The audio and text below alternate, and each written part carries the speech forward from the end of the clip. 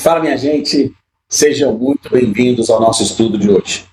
Bom, sabe, muitas vezes olhamos para o Antigo Testamento como um livro de histórias remotas, leis e genealogias distantes. Mas e se eu te disser que, no fundo, ele é a história sobre a busca incessante da humanidade por algo que ela nunca conseguiu encontrar por si mesma? Um governante justo. Desde os primeiros passos de Israel com os patriarcas, passando pelos juízes, até a ascensão e queda dos reis, a história bíblica é um espelho da nossa própria busca por liderança, segurança e justiça. Mas tem um detalhe decisivo aí. Cada tentativa humana, por mais bem intencionada que fosse, sempre falhava em algum ponto. Por quê? Porque a justiça perfeita e o governo duradouro não podem vir de mãos humanas. Não poderá existir governo justo porque os homens são maus. Hoje, vamos descobrir como essa trajetória de Israel não é apenas um registro histórico, mas, de fato, uma profecia viva que aponta para a única solução verdadeira: Cristo, o Rei justo e eterno. Vamos ver como as falhas do passado nos ensinam sobre a perfeição do futuro. E, mais importante, como essa verdade transforma a nossa vida hoje.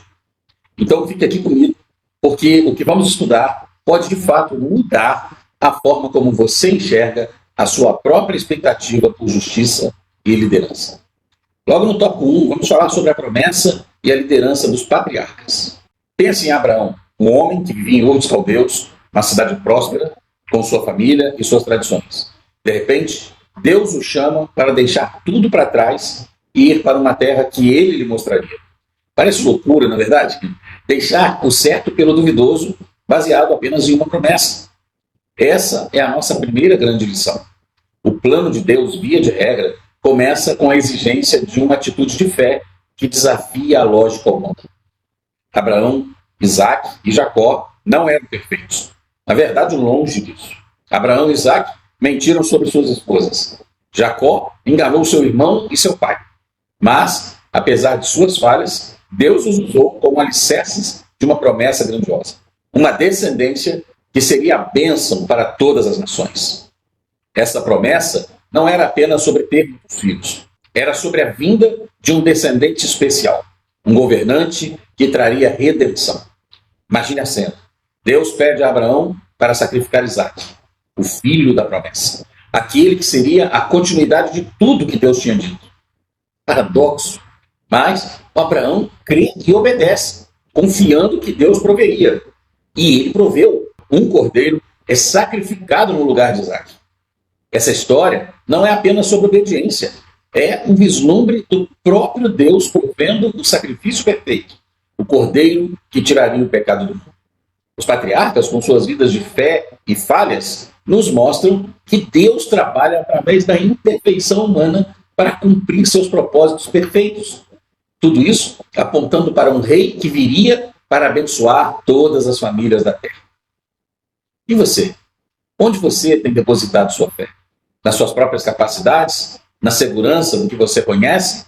Ou nas promessas de um Deus que muitas vezes nos chama para o aparente absurdo? Que tal hoje pensar e dar um passo de fé em alguma área da sua vida onde você tem hesitado? E assim, confiando que Deus é fiel para cumprir suas promessas, mesmo que o caminho pareça incerto, obedecer. Viva como um dos patriarcas da fé, crendo no inacreditável, vendo o invisível, para então receber o impossível.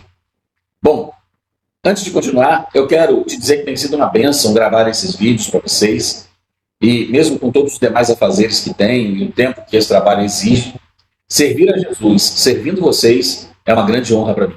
Mas eu preciso de uma ajuda de todos vocês também, para que esses vídeos cheguem a mais irmãos e irmãs e abençoem ainda mais vidas.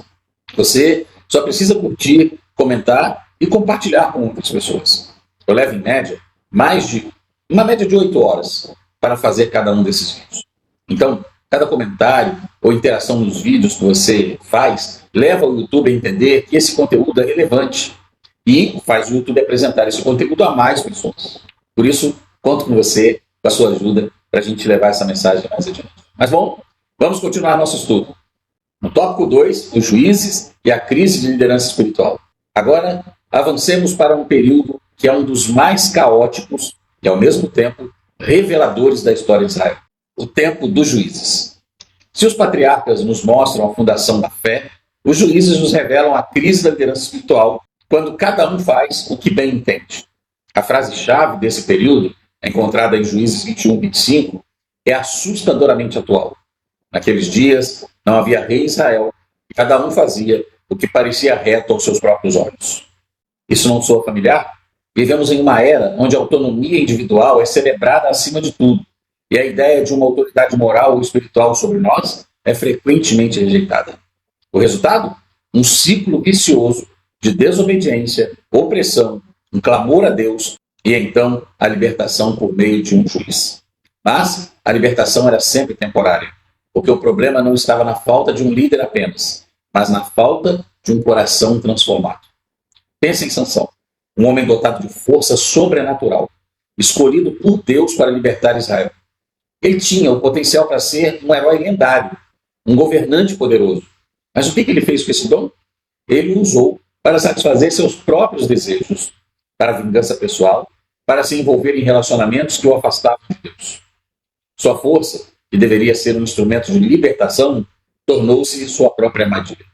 Sansão é um exemplo trágico de como o poder, quando não submetido à vontade de Deus, leva a pessoa à ruína.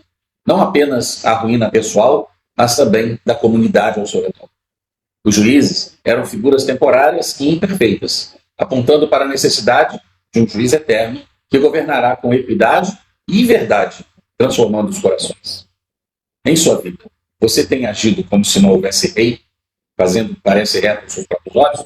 Você tem buscado a sua própria autonomia em detrimento da sabedoria divina? O convite de Deus para nós hoje é: submeta uma área de sua vida onde você tem insistido em ser seu próprio juiz ao governo de Jesus Cristo. Permita que ele seja o rei que transforma seu coração e direciona sua força para os propósitos eternos. A verdadeira liberdade não está em fazer o que você quer, mas em fazer o que Deus Pai quer. Por fim, no tópico 3, os reis de Israel e a esperança messiânica são um assunto que vamos explorar. Porque, depois do caos dos juízes, o povo de Israel clamou por um rei. Eles queriam ser como as outras nações, ter um líder visível, um monarca que os unisse e os protegesse. E Deus, em sua soberania, permitiu. Tiveram Saul, o primeiro rei, que começou bem, mas terminou em desobediência e tragédia.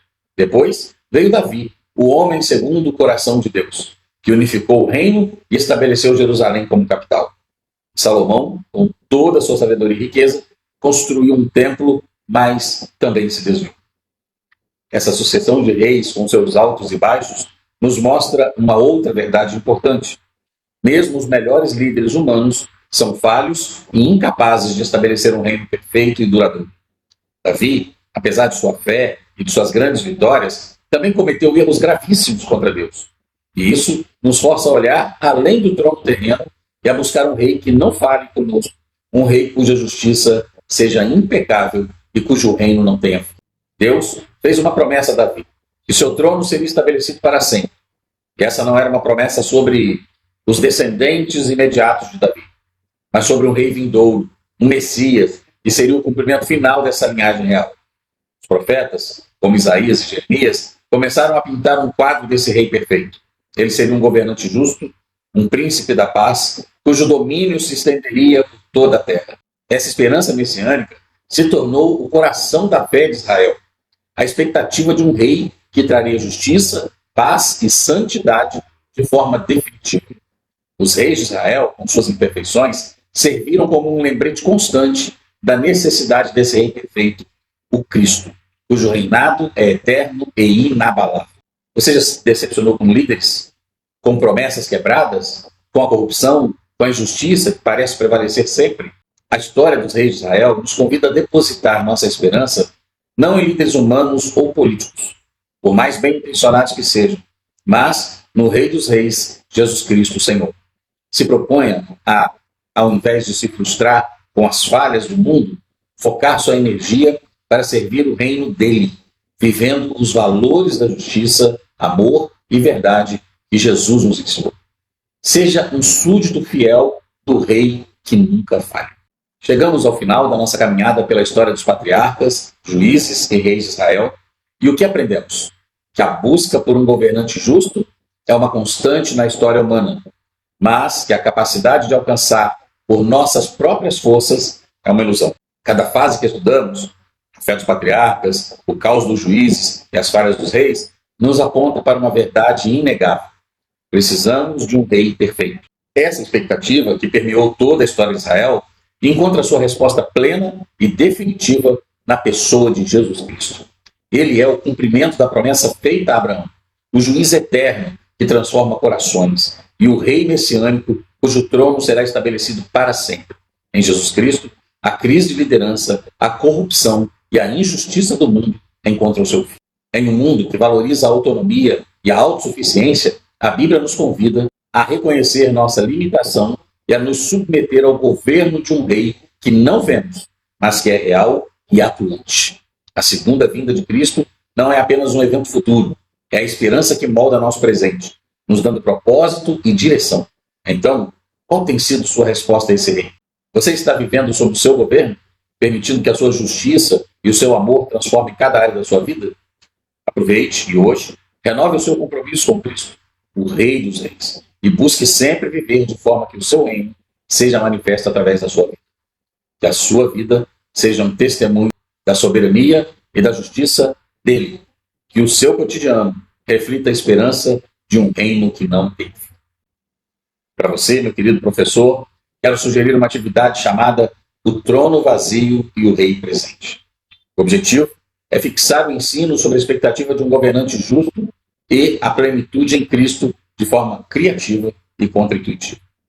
Os materiais necessários são um pequeno trono ou uma cadeira decorada, pode ser improvisado mesmo, com um lençol, qualquer coisa que você tenha em mente.